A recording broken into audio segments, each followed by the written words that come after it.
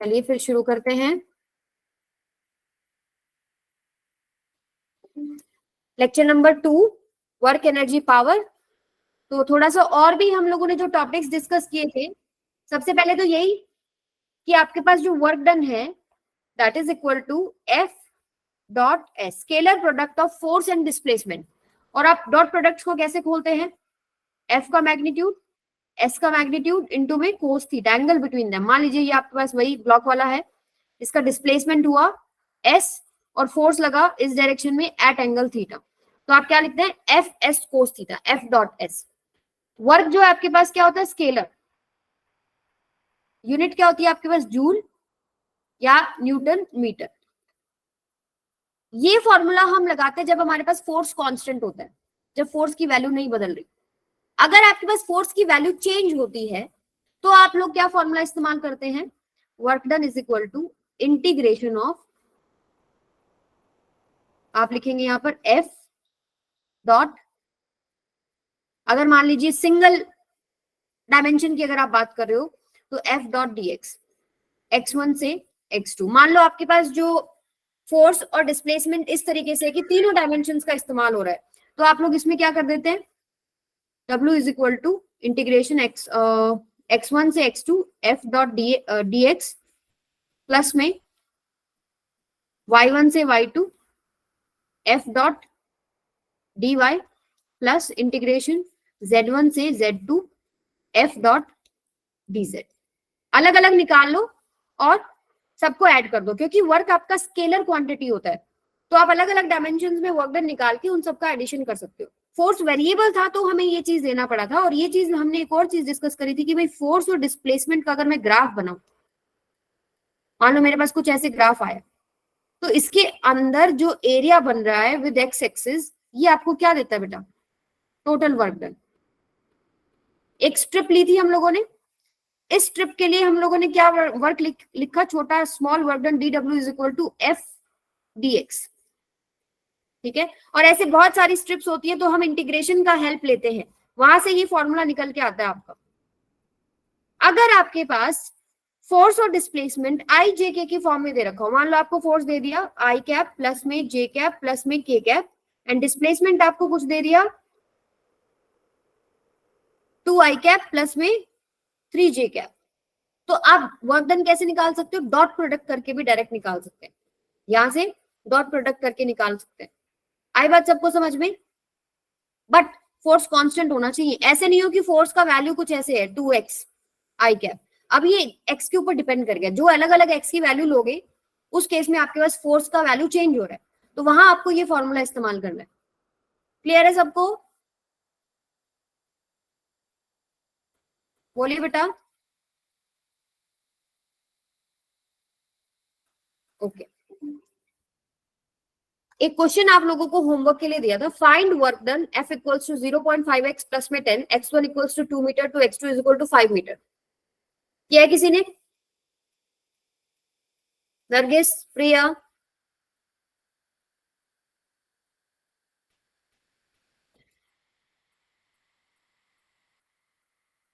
कैसे करेंगे बताओ? चलो, आपको फोर्स वेरिएबल लग रहा है कि कांस्टेंट लग रहा है? बताओ।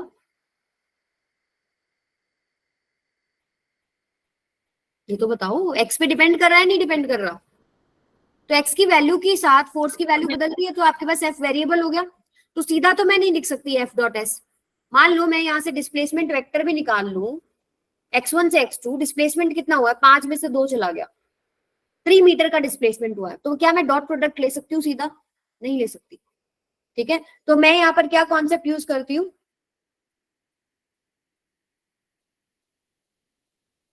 वर्क डन क्या होगा आपके पास? अभी सिंगल डायमेंशन की बात हो रही है, तो हम सीधा लिख सकते हैं एफ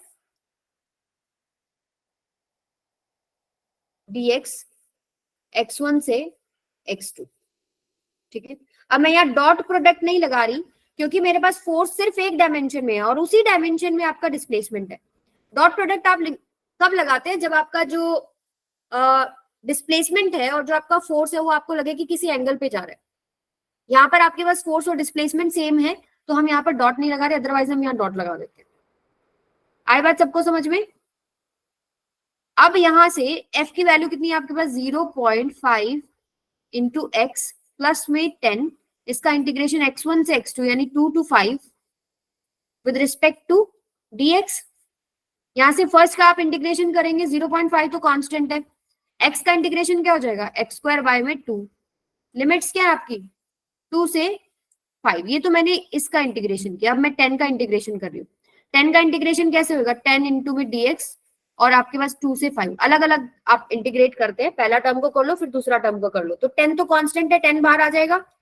और dx का इंटीग्रेशन क्या होता है बेटा x, और लिमिट क्या है आपके पास अगेन 2 to 5। अब upper limit minus lower limit आप पुट करेंगे, जैसे यहाँ पर 0.5 बाहर आ गया, अपर लिमिट क्या है 5, 25/2 माइनस में लोअर लिमिट क्या है 4/2 यानी 2 पुट करेंगे 2 to the 4 4/2। यहाँ पर भी आप ऐसे ही पुट करेंगे अपर लिमिट माइनस में लोअर लिमिट, यहाँ से आपका एक आंसर निकलेगा। कॉन्सेप्ट सबको समझ में आया कि नहीं आया बताओ।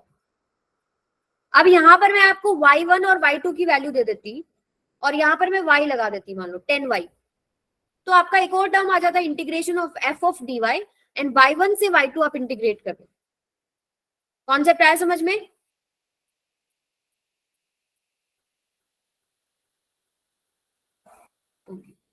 चलिए फिर अब हम चलते हैं आज के नए टॉपिक पे। अच्छा चलो, ग्राफ से रिलेटेड मैंने आप लोगों को क्वेश्चन नहीं कराया था, ग्राफ से रिलेटेड एक क्वेश्चन कर लो। वैसे तो सीधा होता है कि आपके पास f और x में अगर ग्राफ बना हुआ है तो area under the curve with x जो आप लेते हैं वो आपको टोटल वर्क डन देता है। बट अगर आपके पास पॉजिटिव साइड में भी आपको दिख रहा है ग्राफ और नेगेटिव साइड में भी आपको ग्राफ दिख रहा है, तो आप कैसे वर्क डन निकालोगे? ट्राई करोगे एक बार, कोशिश करो एक बार, चलो 2 मिनट देती हूँ मैं आपको, सोचो एक बार कैसे करेंगे। ये तो समझ में आ गया कि अगर मुझे 0 से 2 का वर्क डन निकालना है तो मुझे यही तो एरिया निकालना है।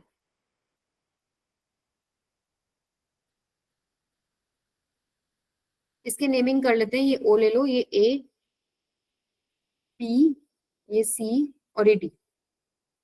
तो सेकेंड पार्ट कर लेते हैं, चलो पहले सेकेंड का मतलब क्या है, एरिया जो होता है एफ एक्स में वो आपको क्या देता है वर्क डन देता है।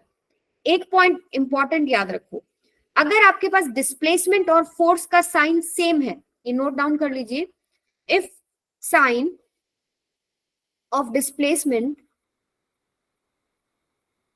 एंड फोर्स सेम, तो आपके पास वर्क डन क्या होता है पॉजिटिव। एंड इफ अपोजिट, फिर आपके पास वर्क डन क्या होता है नेगेटिव। या बोल भी सकते हो एफ डॉट एस है, मान लो अगर डिस्प्लेसमेंट और फोर्स सेम डायरेक्शन में है तो जो एंगल बनता है वो एक्यूट बनता है। अपोजिट डायरेक्शन में आपके पास क्या होता है बताइए, अपोजिट डायरेक्शन में क्या होता है ऑब्ट्यूज बनता है, वहां पे वर्क डन नेगेटिव होता है। मान लीजिए कोस 180 तो -1 हो जाता है। तो यहां से 0 से 2 आपका जो डिस्प्लेसमेंट है वो 0 से 2 पॉजिटिव एक्स में आपका डिस्प्लेसमेंट है कि नहीं? यानी डिस्प्लेसमेंट क्या है final position minus initial position, तो 2 - 0 करोगे आपका डिस्प्लेसमेंट क्या है पॉजिटिव है, पॉजिटिव एक्स में आपका डिस्प्लेसमेंट है। और फोर्स जो है वो भी आपके पास पॉजिटिव है कि नहीं 0 से 10, जब आप 0 से 2 डिस्प्लेस कर रहे हैं फोर्स क्या है 0 से 10, तो आपके पास फोर्स भी पॉजिटिव है, यानी आपका वर्क डन क्या आएगा पॉजिटिव आएगा। और वर्क डन हम कैसे निकालते हैं area under the curve, area of this triangle निकाल लीजिए, एरिया ऑफ ट्राइंगल ABO, ये क्या आएगा हाफ इंटू में बेस कितना है 2 इंटू में हाइट कितना है 10, ये हो गया आपके पास 10 जूल। ये सेकंड केस हो गया।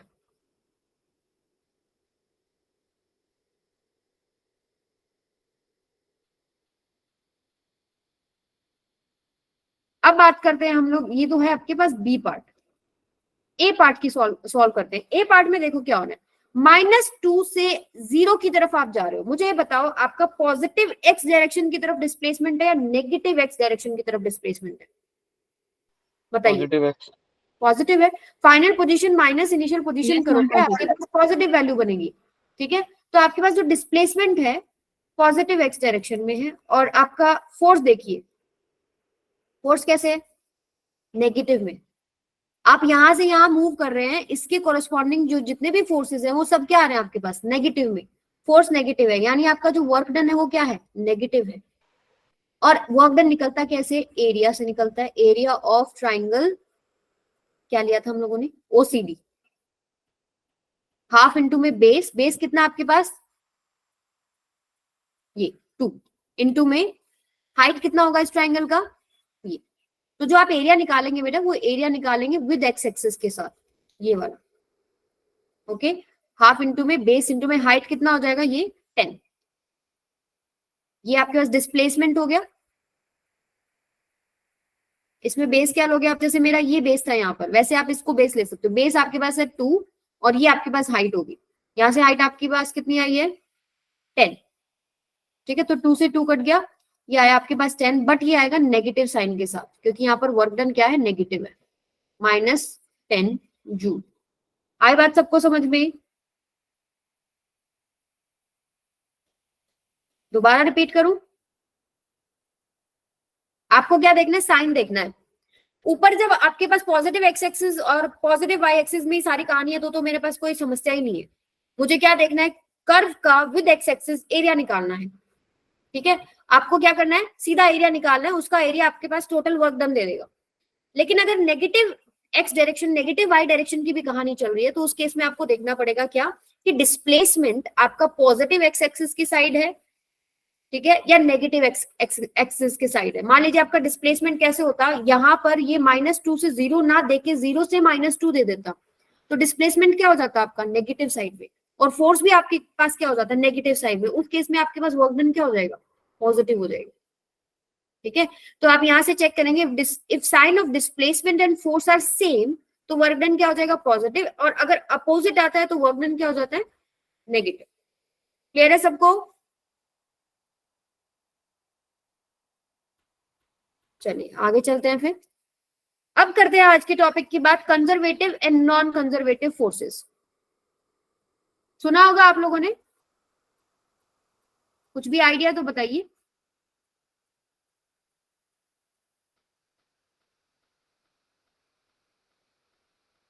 क्या होते हैं कंजर्वेटिव फोर्सेस, कोई आइडिया नहीं? देखो, बताओ बताओ, पता है तो।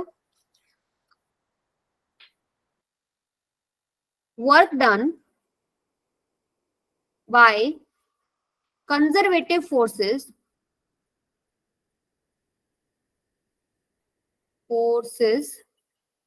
does not depend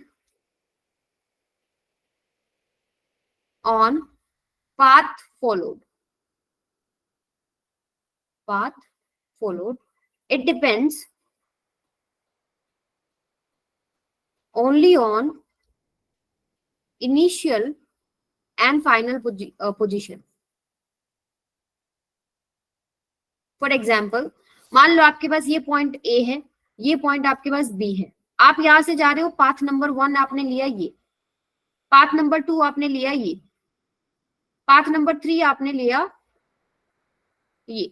तो तीनों ही केसेस में क्या होगा, वर्क डन 1, वर्क डन 2 और work done 3 in going from position A to position B, initial और फाइनल पोजीशन तीनों ही पाथ के अंदर क्या है आपके पास, सेम है।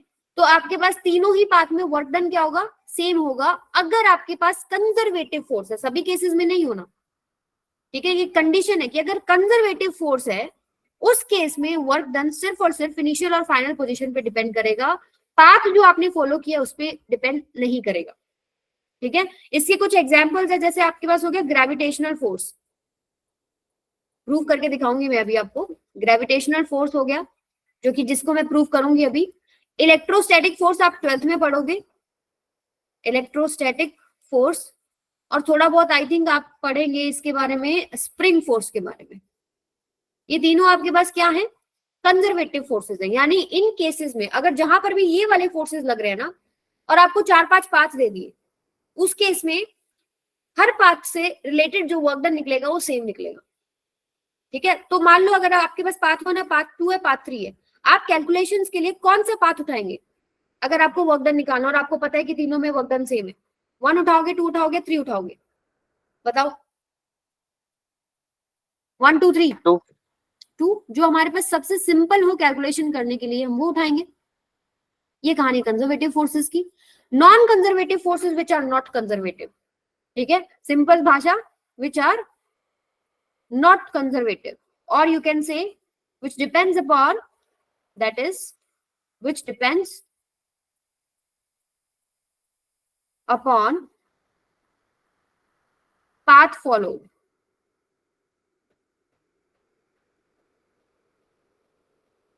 ठीक है, यानी कि जो वर्क डन है वो पाथ फॉलो पे डिपेंड करता है.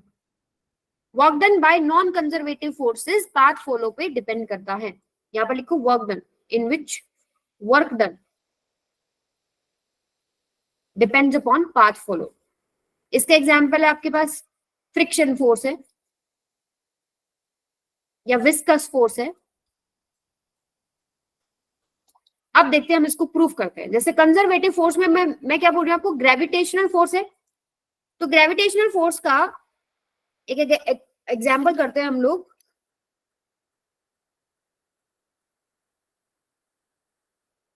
उससे पहले एक चीज और बतानी है आपको, क्लोज्ड पाथ के अंदर क्या क्या, इसी डिफरेंस को मैं कंटिन्यू कर रही हूँ. पहले मैंने आपको बताया कि भाई इनिशियल फाइनल पोजीशन पे डिपेंड करता है. In cases of conservative forces work done initial final position पे डिपेंड करता है. 3-4 पाथ दे दोगे तो आपके पास सब में वर्क डन सेम आएगा. कुछ एग्जांपल डिस्कस करें. एक पॉइंट और है, उसके बाद फिर मैं आपको एग्जांपल देती हूँ. जैसे अगर मान लीजिए आपके पास क्लोज्ड पाथ है, क्लोज्ड पाथ के केस में मान लो अगर आप पॉइंट ए से शुरू हुए, फिर आप बी पे पहुंचे, फिर आप सी पे पहुंचे, फिर आप डी पे पहुंचे, और फिर वापस से ई, और ई से आप ए पहुंचे. यानी आप ए से शुरू हुए, आपने जो पाथ लिया ए से बी, बी से सी, सी से डी, डी से ई, ई से ए. अब आपके पास initial point is equal to final point है. और अगर यहां पर and if force is conservative force, then work done in closed path is 0. ठीक है, कंजर्वेटिव फोर्सेस के केस में क्लोज्ड पाथ के अंदर वर्क डन 0 होता है. ठीक है, बट अगर आप नॉन कंजर्वेटिव फोर्सेस की बात करें, here work done is not 0 in closed path. ठीक है, अब इसके प्रूफ करते हैं हम लोग. जैसे हम लोग यहां पर मैं आपको बताऊं, ग्रेविटी वाला केस करते हैं हम लोग. सबसे पहले कुछ प्रूफ्स मैं आपको बताती हूँ.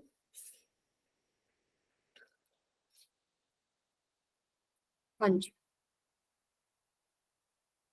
जैसे सबसे पहले हम लोग प्रूफ करेंगे कि कंजर्वेटिव फोर्सेस में वर्क डन जो है वो डिपेंड करता है सिर्फ और सिर्फ इनिशियल और फाइनल पोजीशन पे. तो हम लोग क्या करते हैं, ग्रेविटेशनल फोर्स का एग्जांपल ले रही हूं मैं, और एक इंक्लाइंड प्लेन हम ड्रॉ करते हैं. मान लो ये एंगल क्या है आपके पास, थीटा, और आप एक मास को यहां से उठाकर यहां पर लेके जा रहे हो. ठीक है, आप लेके जाओगे, ये मान लो डिस्प्लेसमेंट कितना हो गया, एन. ये है आपका पाथ 1. और या फिर आप इस मास को लेके जा रहे हो, कैसे, इधर लेके जाओगे पहले और फिर इधर लेके जाओगे. मतलब इनिशियल और फाइनल पोजीशन आप लोगों ने सेम कर दी, लेकिन 2 रास्तों से लेके जाओगे. क्वेश्चन समझ में आ गया. मान लो ये आपके पास मास m है, इस एज से उठाया, यहां से आपने इसको हाइपोटेन्यूज के थ्रू एक पाथ से आप लेके गए, यहां पर पहुंचा दिया. इनिशियल पॉइंट ये आपका, फाइनल पॉइंट ये. और एक पाथ आपका क्या है, ये वाला, यहां से चले, यहां पहुंचे, फिर यहां चले गए. तो ये आपका सेकेंड पाथ हो गया. ठीक है, तो वर्क डन इन पाथ 1 बताएंगे हम लोग सबसे पहले. देखिए, वर्क डन इन पाथ 1, और हम ले रहे हैं एग्जांपल ग्रेविटेशनल फोर्स. यानी ग्रेविटेशनल फोर्स की वजह से कितना वर्क डन होगा पहला पाथ के अंदर. तो इस मास का जो वेट होगा वो ग्रेविटेशनल फोर्स है, यानी इसका जो वेट लगेगा नीचे की तरफ वो होगा mg. होगा कि नहीं होगा, बताओ जरा. जैसे मान लो आपके पास ये है, अगर इंक्लाइन प्लेन आपको याद हो, यहां मास देख लो, इसका जो वेट होता है वो ऐसे नीचे लगता है. वेट किस वजह से, ग्रेविटी के फोर्स की वजह से. ग्रेविटी की वजह से। तो दिस इज ग्रेविटेशनल फोर्स, जो वेट होता है वो ग्रेविटेशनल फोर्स है जो ऑब्जेक्ट पे लग रहा है। तो अगर ये इंक्लाइन प्लेन है आपके पास और ये एंगल थीटा होता है, तो ये वाला एंगल भी थीटा होता है, ठीक है, और आपका डिस्प्लेसमेंट है इस डायरेक्शन में, ये 90 है। तो अगर आपको याद हो, वर्क डन हम निकालते हैं F dot S, F S cos theta, यानी फोर्स आपके पास नीचे लग रहा है कितना, mg, और ये आपके पास डिस्प्लेसमेंट है, इनके बीच में एंगल कितना है बेटा, 90 प्लस में थीटा, ठीक है। सो यहां से वर्क डन इन पाथ 1 अगर आप निकाल रहे हैं, तो यहां से आपके पास क्या हो जाएगा, एफ वर्क डन क्या हो जाएगा, एफ एस कोस थीटा, यहाँ पर फोर्स मेरे पास क्या है नीचे की तरफ, mg, डिस्प्लेसमेंट क्या है, total displacement l, and cos 90 minus में थीटा, सॉरी 90 प्लस में थीटा। कोस 90 प्लस में थीटा क्या होता है, minus sine theta, so minus में mgl साइन थीटा। ये वर्क डन होगा फ्रॉम पाथ 1, ठीक है। अब पाथ 2 की बात करते हैं। अगर आप पाथ 2 की बात करें, यहां पर यहीं पर करते हैं पाथ सेकेंड। अब देखो, जब आप ए से बी जाते हो, तो ए टू बी आपका डिस्प्लेसमेंट ऐसे है, और ग्रेविटी वाला जो फोर्स है वो हमेशा नीचे लगेगा डाउनवर्ड, एंगल कितना हो गया 90। तो इस केस में आपके पास वर्क डन कितना हो जाएगा, A to B 0, F S cos 90, because F S cos 90, cos 90 की वजह से क्या हो जाएगा, ये पूरा टर्म 0 हो जाएगा, ठीक है। अब ए से बी, बी से सी आ जाओ, work done in moving from B to C. देखिए, जो यहाँ पर आप पहुंचे, यहाँ पे आपका ब्लॉक आ गया, यानी नीचे की तरफ उसका वेट लगेगा mg, और डिस्प्लेसमेंट कैसे है, ऊपर की तरफ, यानी कि आपके पास क्या हो जाएगा, एफ एस कोस 180, डिस्प्लेसमेंट और वेट यानी फोर्स के बीच में कितना एंगल है 180, यहां से फोर्स की वैल्यू क्या हो जाएगी mg। अच्छा, डिस्प्लेसमेंट कितना है, बीसी निकाल सकते हो इस ट्राइंगल से, बताओ, क्या आप बीसी निकाल सकते हैं ट्राइंगल से? ये ट्राइंगल के अंदर मुझे बताओ साइन थीटा कितना होगा, परपेंडिकुलर बाय में हाइपोटेन्यूज, तो बीसी कितना हो गया बेटा, एल साइन थीटा, यहां से मैं एल साइन थीटा पुट कर दूं डिस्प्लेसमेंट की जगह पे, और कोस 180 क्या होता है, माइनस में minus mg L sine theta. क्या मेरे पास सेम आंसर नहीं आ रहा? यानी ग्रेविटी वाला जो फोर्स है, ग्रेविटेशनल फोर्स है, वो कंजर्वेटिव फोर्स है।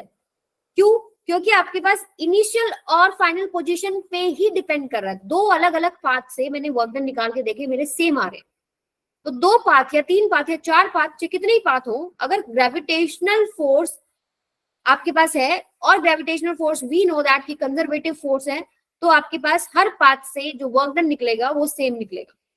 आई बात सबको समझ में? बोलिए बोलिए भाई।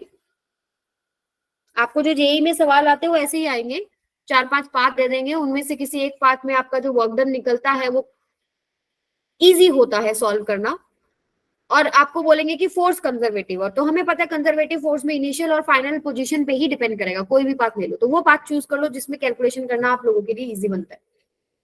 समझ में आया तो बताओ,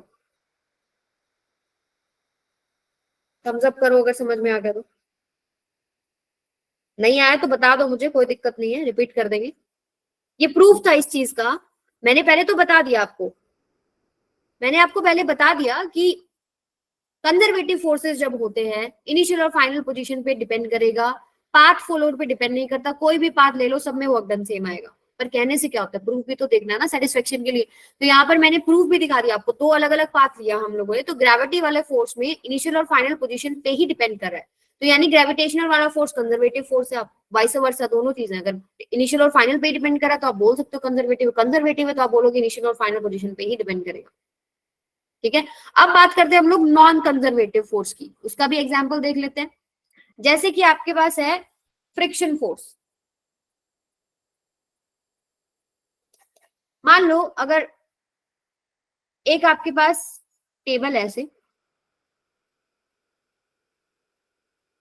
ठीक है, और इसके ऊपर रखा है एक ब्लॉक, उस ब्लॉक को आप यहां से यहां मूव कर रहे हो, मुझे बताओ फ्रिक्शनल फोर्स किधर लगेगा? इसके अपोजिट, यानी फ्रिक्शनल फोर्स आपके पास अगर डिस्प्लेसमेंट इधर है तो फ्रिक्शनल फोर्स इधर लगेगा, रिलेटिव मोशन के अपोजिट लगता है।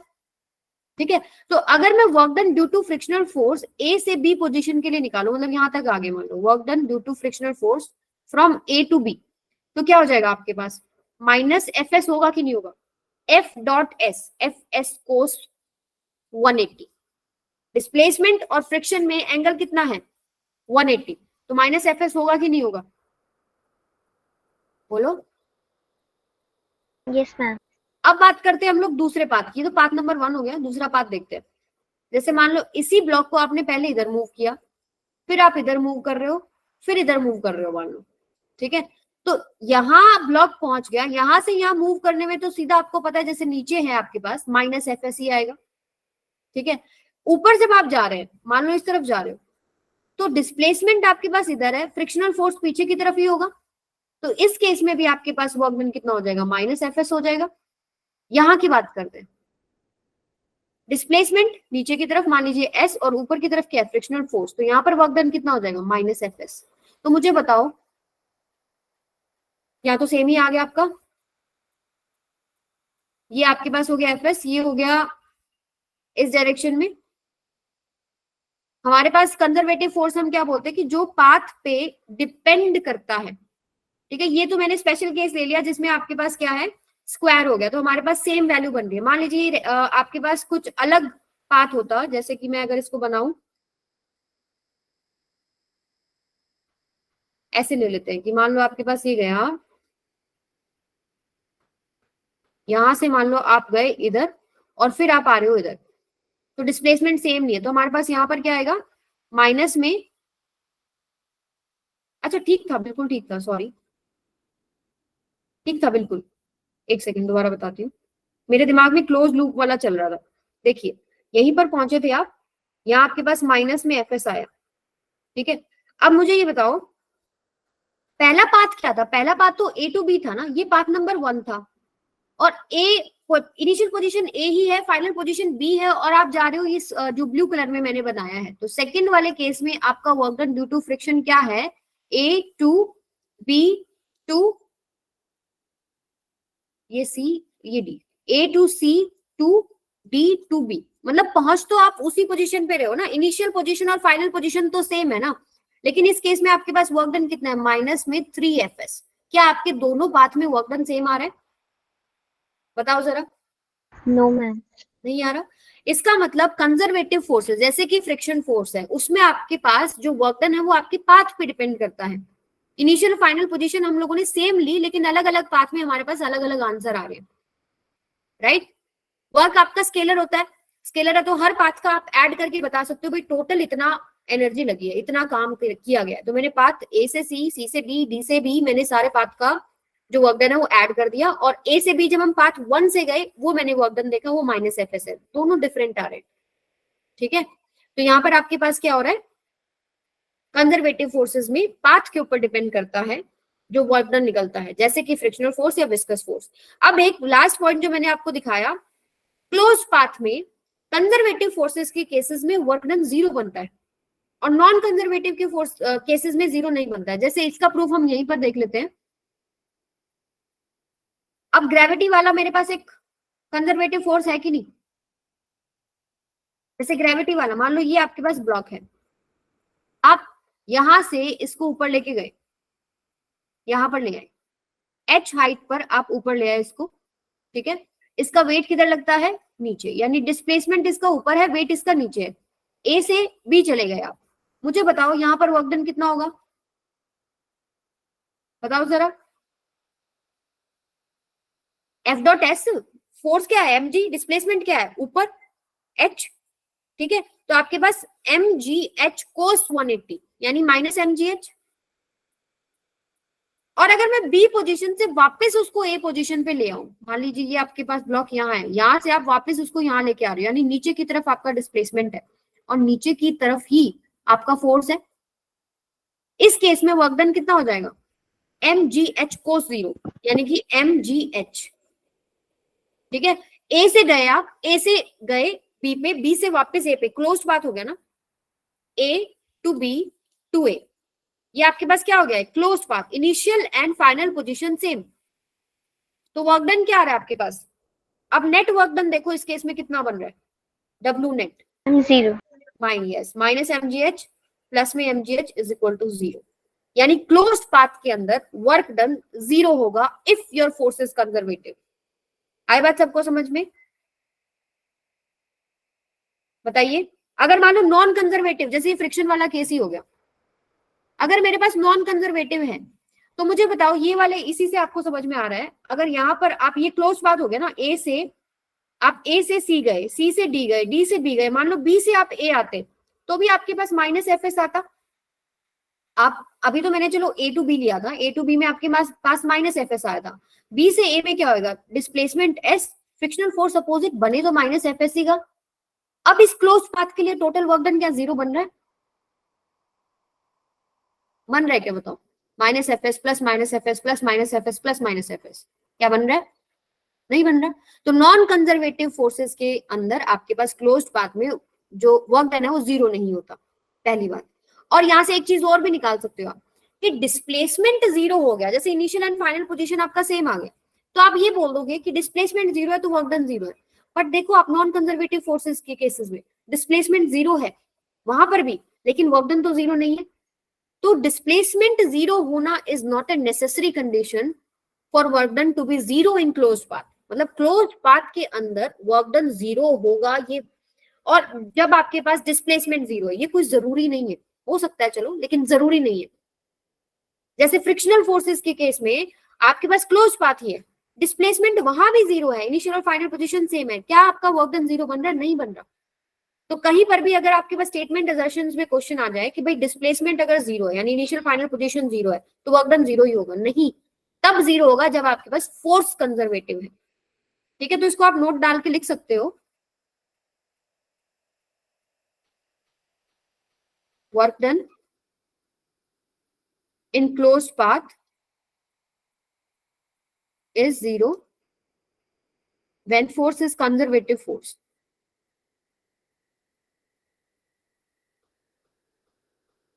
ठीक है, और आप लिख सकते हैं साथ में कि displacement equals to 0 is not a necessary condition. ठीक है, displacement is equal to 0 is not a necessary condition.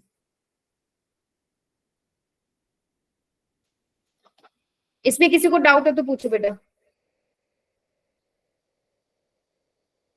विवेक समझ में आ रहा है, योगिता, ओके यस मैम। तो कोई भी मुझे एक बार समरी बता दो, मैंने अभी आप लोगों को क्या बताया इस पर्टिकुलर स्लाइड पे, कोई भी एक जना, लक्ष्मी बताएगी, चलो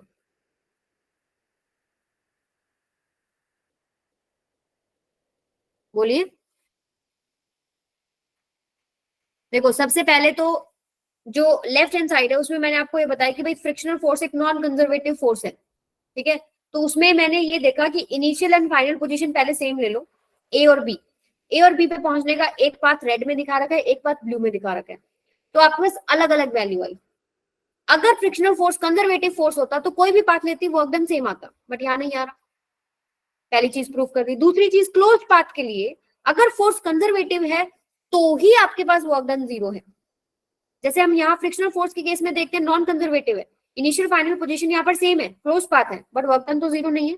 सो डिस्प्लेसमेंट 0 होना कोई नेसेसरी कंडीशन नहीं है, फोर्स का कंजर्वेटिव होना जरूरी है for close path work done 0 अगर आपको करना है तो। समझ में आई,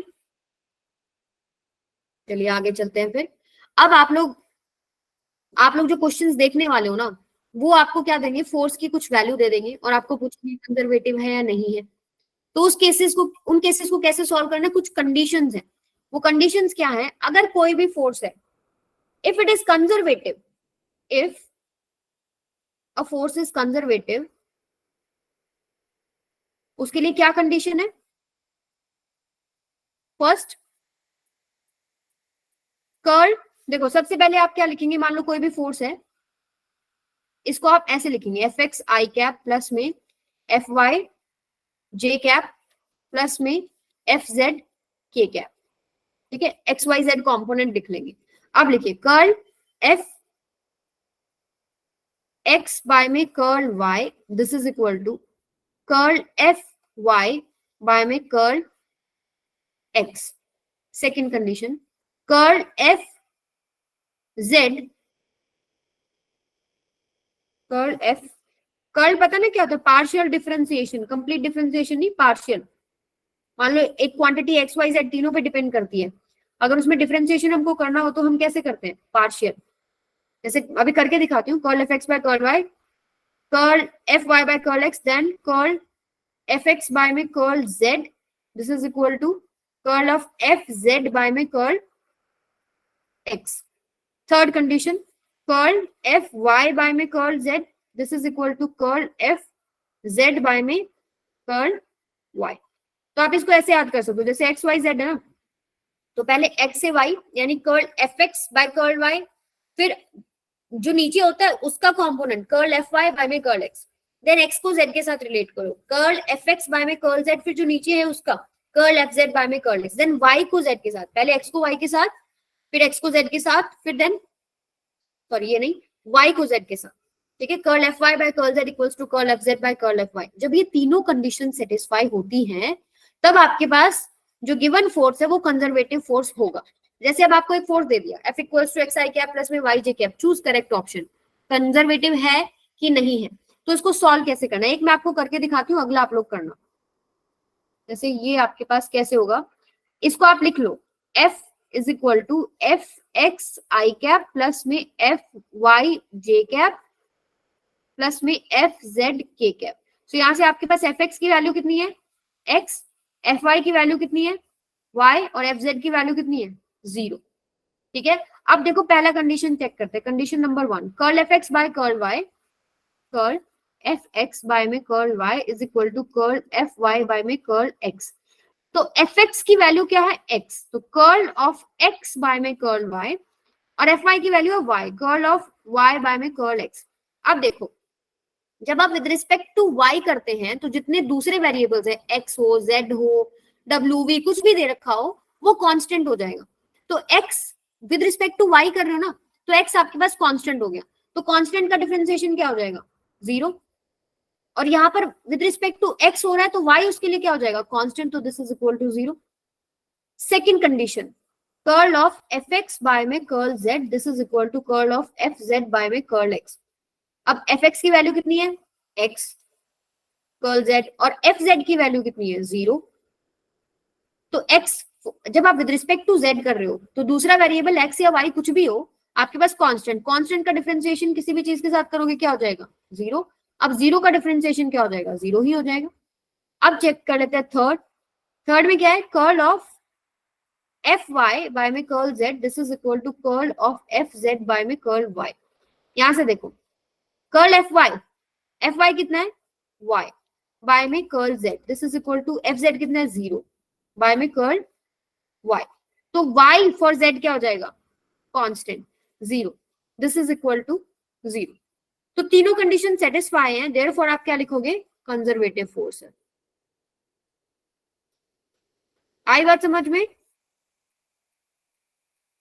हाँ जी बेटा समझ में आया कि नहीं, थम्स अप कर दो अगर समझ में आया, नहीं आया तो मुझे बताओ. पार्शियल डिफरेंशिएशन करना आता है ना, मान लो मेरे पास x की जगह पर, जो ऊपर मैंने क्वेश्चन लिखा है, x की जगह मेरे पास ऐसे लिखा होता एक्स वाई आई कट, यानी एफ एक्स की वैल्यू एक्स वाई हो जाती. तो यानी जब आप यहाँ पुट करोगे ना, एफ एक्स की जगह यहाँ पर एक्स वाई पुट करते, एक्स तो कांस्टेंट है फॉर वाई, एक्स बाहर आ जाता, वाई का विद रिस्पेक्ट टू वाई कितना आंसर होता, 1, और बाहर आपने एक्स लिया तो यहाँ पर एक्स आ जाता. ठीक है, तो यानी विद रिस्पेक्ट टू जिस भी वेरिएबल के कर रहे हो, बाकी दूसरा कोई भी है वो उसके लिए कांस्टेंट हो जाएगा. अगर उससे रिलेटेड खुद ही आ गया वेरिएबल कोई, तो उसका वैल्यू आपको पुट करना पड़ेगा. तो यहाँ पर आपके पास 0 equals to 0, 0 equals to 0, 0 equals to 0, तीनों केसेस में left hand side equals to right hand side बन रहा है. All three conditions are satisfied, so given force is a conservative force. So option number 1 is correct. ठीक है, अब अगला question आप लोग ट्राई करो. चलो, check whether given force is conservative और नॉट. इसमें एफ एक्स और एफ वाई और एफ जेड के वैल्यू लिखो, और ये जो तीन इक्वेशंस हैं इनसे रिलेटेड आप सॉल्व करेंगे. कीजिए जरा सॉल्व, आप ही लोग बताना फिर मुझे क्या आंसर है. और इनसे रिलेटेड एक क्वेश्चन तो 100% आएगा.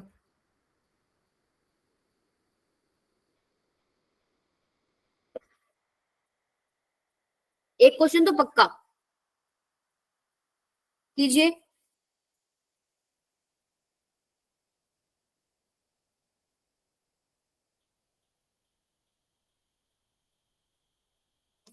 निखिल गया क्या क्लास से? Yes ma'am. अभी तुम ही बताना मुझे आंसर।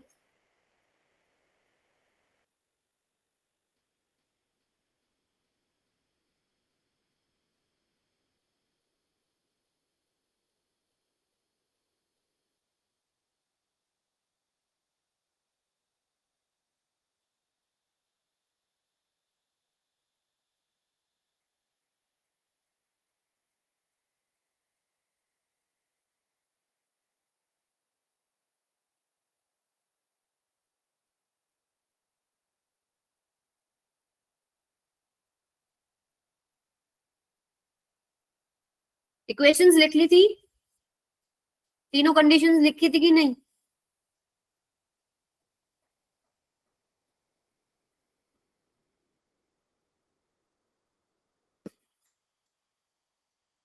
ये एफ की वैल्यू लिख लो, 3y आई कैप प्लस में 3x जे कैप, और फिर मैं इक्वेशन दिखा रही हूँ आपको जो आपको सेटिस्फाई करनी है। फर्स्ट सेकंड थर्ड चेक कीजिए जरा।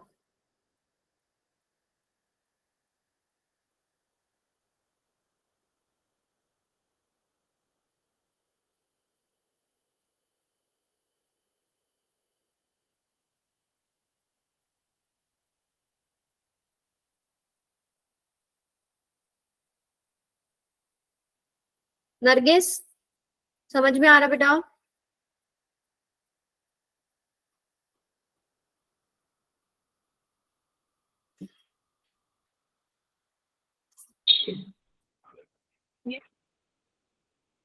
इतना शर्माते क्यों तुम लोग रिप्लाई करने में?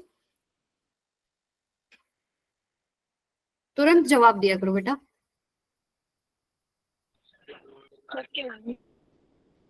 मुझसे तो डरने की बिल्कुल भी जरूरत नहीं है, इतनी तो डरावनी नहीं दिखती मैं।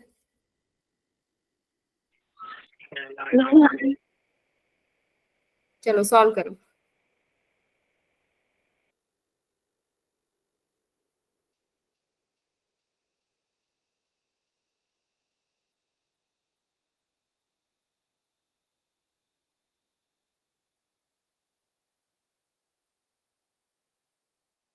आप लोगों में से कोई ट्यूशंस भी पढ़ता है क्या?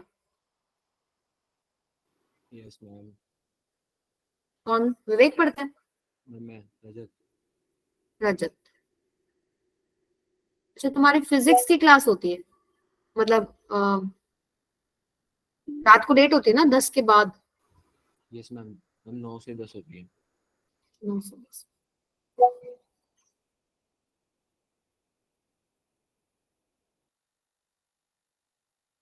चलो सॉल्व करते हैं।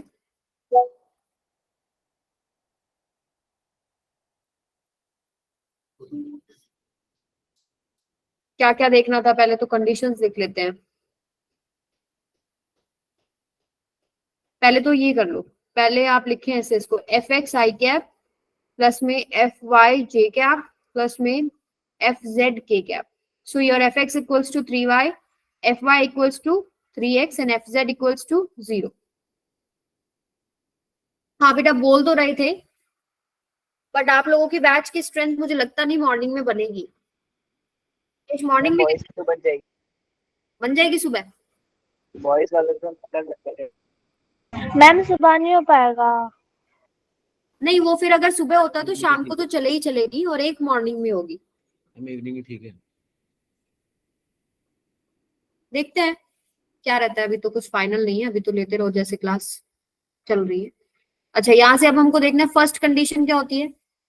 कर्ल एफ एक्स बाय में curl Y is equal to curl F Y by में कर्ल एक्स। तो ये पहले यही चेक कर लेते हैं, कर्ल एफ एक्स कितना है? 3y with respect to y, this is equal to F Y कितना है? 3x with respect to x। अब देखो यहाँ पर आपके पास सेम वेरिएबल आ गया ना, 3 कांस्टेंट है, 3 तो बाहर आ जाएगा, y का विद रिस्पेक्ट टू y कितना हो जाएगा? जैसे सिंपल डिफरेंशिएशन करते थे ना, वाई स्क्वायर का क्या डिफरेंशिएशन है with respect to Y? 2y। ठीक है, वाई का विद रिस्पेक्ट टू 1 होता है। सिंपल वैसे ही है, पार्शियल में भी वही वही है, बस आपके पास 2-3 वेरिएबल्स होते हैं, तो पार्शियल में क्या, जिसके विद रिस्पेक्ट टू कर रहे हो उसके अलावा जो भी वेरिएबल्स हैं वो कांस्टेंट हो जाते हैं। सो यहाँ से आपके पास 3 आंसर आ गया। यहाँ पर 3 कांस्टेंट, 3 बार x का विद रिस्पेक्ट टू x कितना हो जाएगा 1, हाँ सॉरी 3 आ गया ना, 3 बाहर आ गया, x का विद रिस्पेक्ट टू x 1, तो 3 रह गया, तो आपके पास 3 इक्वल्स टू 3 आ गया। सेकंड कंडीशन देखते हैं। सेकंड हमारे पास होती है कर्ल f x बाय में curl z, this is equal to curl f z by में कर्ल x। तो आपके पास fx की वैल्यू है 3y बाय में curl z, this is equal to fz की वैल्यू 0 है। यहाँ आपके पास क्या आ गया 0 इक्वल्स टू 0 आ गया। Third condition curl f y by में curl z, this is equal to curl f z by में कर्ल y। तो f y कितना है 3y बाय में curl z, this is equal to f z 0।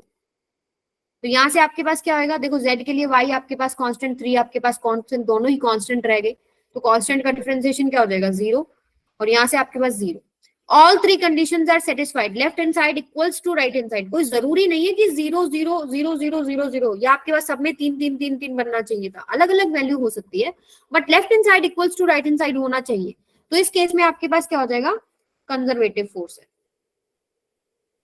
आई बात सबको समझ में? समझ में आई तो थम्स अप।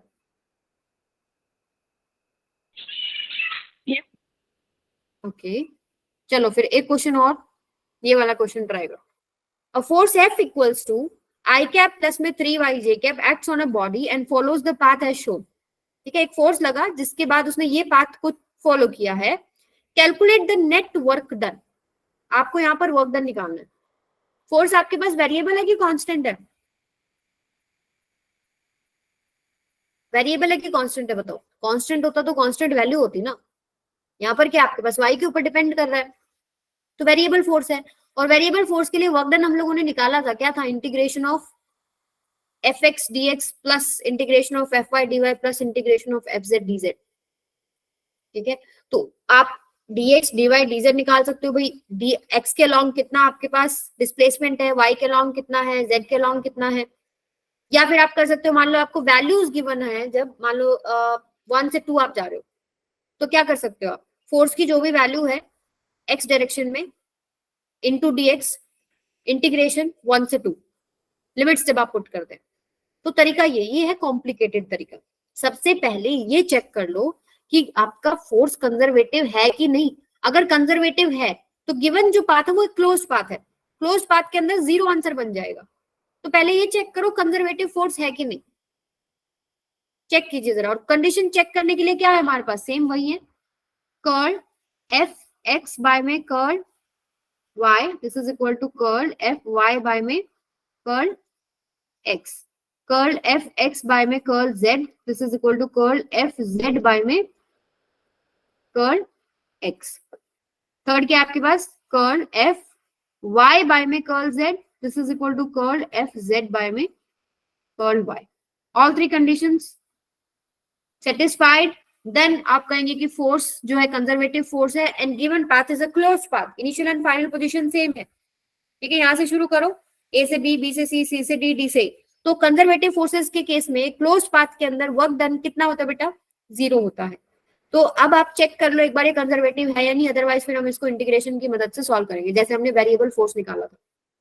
ठीक है, कल मीटिंग कब होगी, कौन सी मीटिंग बेटा प्रियंका, कौन सी मीटिंग की बात कर रहे हो?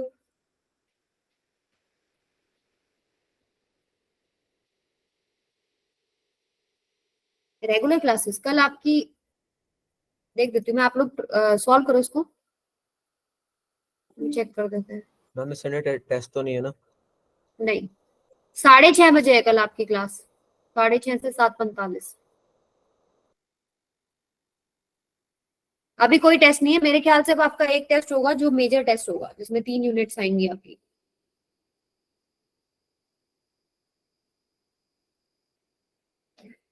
बताओ भाई, पहली कंडीशन सेटिस्फाई हो रही है कि नहीं? नहीं बेटा, कोई कल को कोई छुट्टी नहीं है, किसने बताया? अच्छा, स्कूल की छुट्टी है, तो ठीक है, क्लास 6:30 बजे तो ले ही सकते हो ना फिर सारे जने। बैच कब शिफ्ट होगा? रजत एक बार मेरे को क्लास 11th में आपके नंबर पर भेजना कितने हैं, मैं रिकमेंड कर दूंगी कुछ बच्चों के नाम। आपने भेजा था ना वैसे स्क्रीनशॉट, रजत मेहरा? यस मैम, भेजा था। चलो मैं देख लूंगी वो एक बार दोबारा से। Okay ma'am.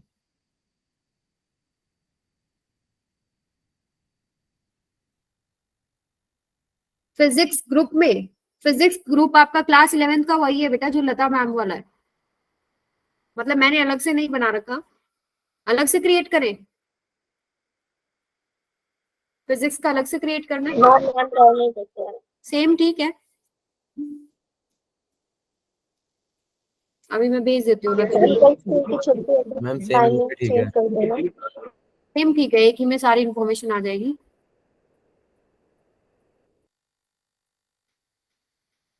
अच्छा वो लता मैम ने ज्वाइन करना था आपको, ठीक ठीक ठीक, ओके। यस प्रियंका बोलिए बेटा। मैम कल स्कूल की छुट्टी है तो टाइमिंग चेंज नहीं हो सकती क्लास की। चलो मैं चेक करूंगी, वो मैं बता दूंगी फिर ग्रुप पे अगर पॉसिबल हुआ तो। सबकी छुट्टी है क्या कल? बोलिए। Yes, ma'am. हाँ मैम, यस मैम। चलो देखेंगे। लक्ष्मी आप बेटा, आप मेरे को अपना नंबर, स्टूडेंट आईडी, मेरा जो व्हाट्सएप नंबर है ना, जो अवंती वाला नंबर है जिसपे व्हाट्सएप का डीपी लगा हुआ, व्हाट्सएप पे डीपी लगा हुआ है फिजिक्स वाला, उसके ऊपर भेज दो। फिर वो मैं लता मैम को फॉरवर्ड कर दूंगी, वो आपको ऐड कर देंगे, अभी मैं एडमिन नहीं हूँ उसमें।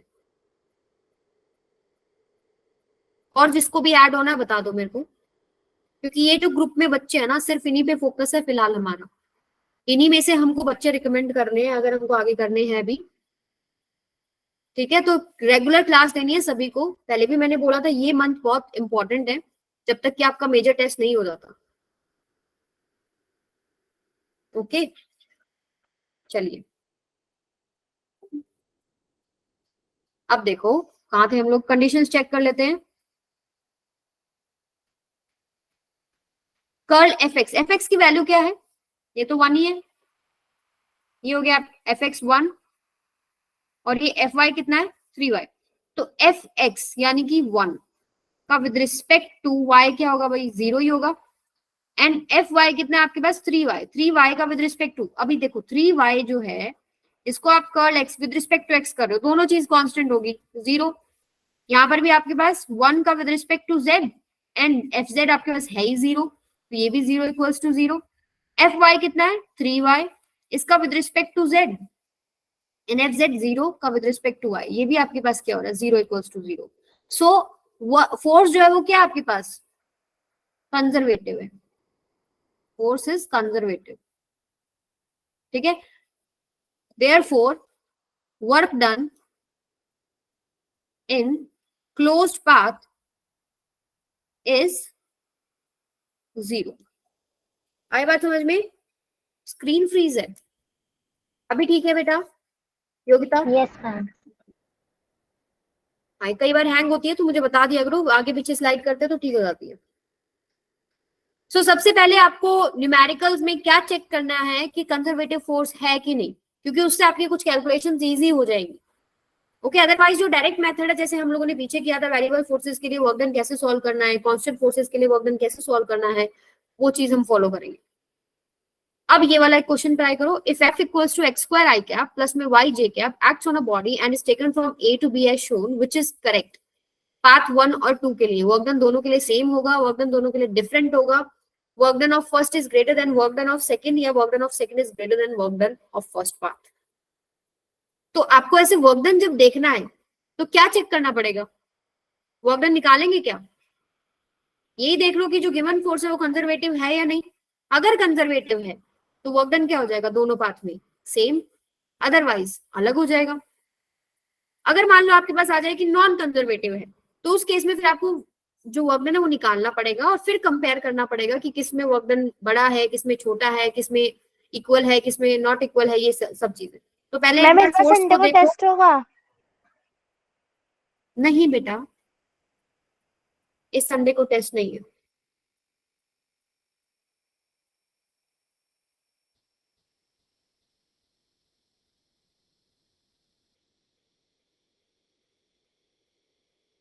बताइए, if x equals to x square I cap plus y j cap, action of body is taken from A to B as shown, which is correct. तीनों इक्वेशंस में एक बार लगा के देखो रजत एंड बाकी सभी बच्चे, और मुझे बताओ, आप ही लोग बताओगे इसका आंसर मेरे को कि ये पॉसिबल है कि नहीं।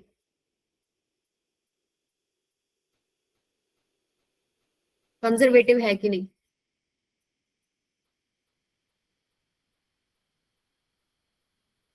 दो मिनट है, सॉल्व करूं।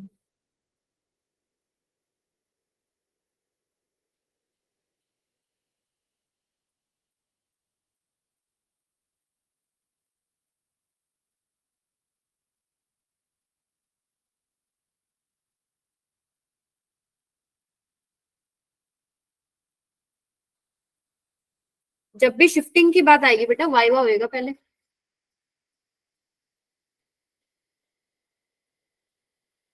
बच्चों के पहले वाइवा हुए थे।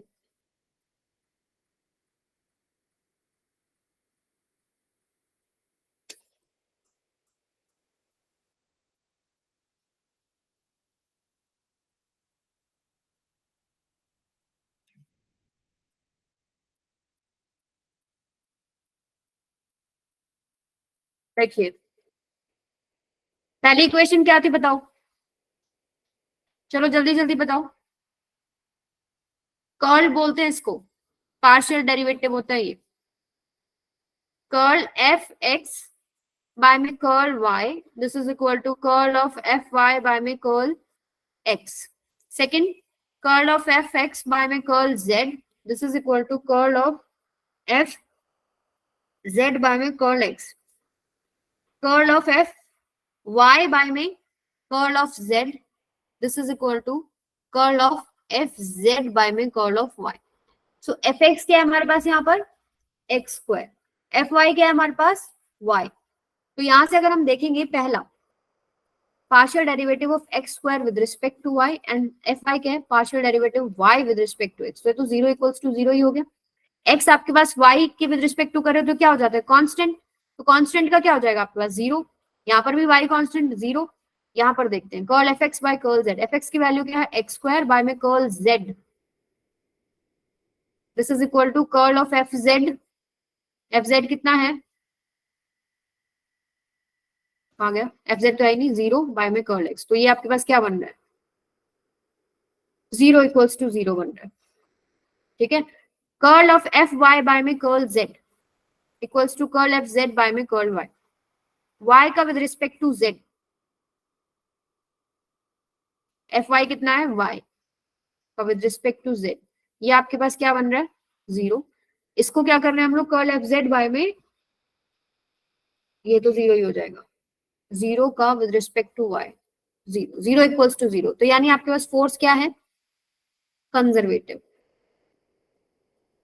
ठीक है, तो कंजर्वेटिव फोर्स के केस में वर्क डन कोई भी पाथ हो, अगर इनिशियल फाइनल पोजीशन सेम है तो सेम होता है, तो ऑप्शन नंबर ए करेक्ट हो जाएगा। Work done in first is equal to work done in second case. आई बात सबको समझ में, बताइए बेटा। चलो अब एक छोटा सा टॉपिक है काइनेटिक एनर्जी। काइनेटिक एनर्जी का जो फॉर्मूला होता है आपको पता है, हाफ एम वी स्क्वायर होता है, मास होता है एम, वी होता है वेलोसिटी। ठीक है, वेलोसिटी या स्पीड बोल सकते हो आप, स्पीड का स्क्वायर, स्क्वायर है ना, अगर आपको वेलोसिटी भी होती है तो प्लस माइनस है, उसका स्क्वायर आपके पास क्या हो जाएगा प्लस ही हो जाएगा, तो स्पीड का स्क्वायर बोल सकते हैं। ये आपके पास स्केलर क्वांटिटी है। ठीक है, तो यहाँ पर क्या है, ये स्केलर क्वांटिटी है।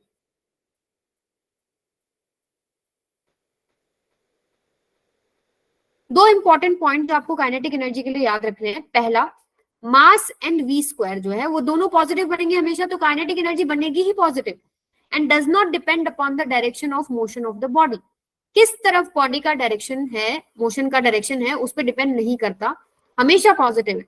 Second, kinetic energy depends upon the frame of reference. Example, the kinetic energy of a person of mass am sitting in a train. मान लो ये आपके पास ट्रेन है, ट्रेन में दो बंदे हैं, एक ये एक ये, और ये भी वेलोसिटी से चल रही है, तो बाहर एक बंदा अगर खड़ा होकर देखता है, ये ए हो गया, ये बी हो गया, ये सी हो गया, तो विद रिस्पेक्ट टू सी अगर मैं वेलोसिटी ऑफ बी देखूं तो कितनी है v, और उसका काइनेटिक एनर्जी कितना होगा, हाफ mv²। तो फ्रेम ऑफ रेफरेंस यानी विद रिस्पेक्ट टू ग्राउंड जब आप चेक कर रहे हो तो बी आपको लग रहा है कि कितनी काइनेटिक एनर्जी से जा रहा है, हाफ mv²। लेकिन विद रिस्पेक्ट टू ए अगर आप चेक करेंगे, बी पर्सन उसके लिए रेस्ट पे है, तो उसका काइनेटिक एनर्जी क्या हो जाएगा, 0। यानी फ्रेम ऑफ रेफरेंस के ऊपर काइनेटिक एनर्जी डिपेंड करती है, ठीक है। तो this is important point, kinetic energy depends upon frame of reference. Clear है सबको ये चीज? काइनेटिक एनर्जी होती किस वजह से, ड्यू टू मोशन। आई बात समझ में? तो आज का लेक्चर हम यहीं तक रखेंगे। किसी को कोई भी प्रॉब्लम है तो बताओ।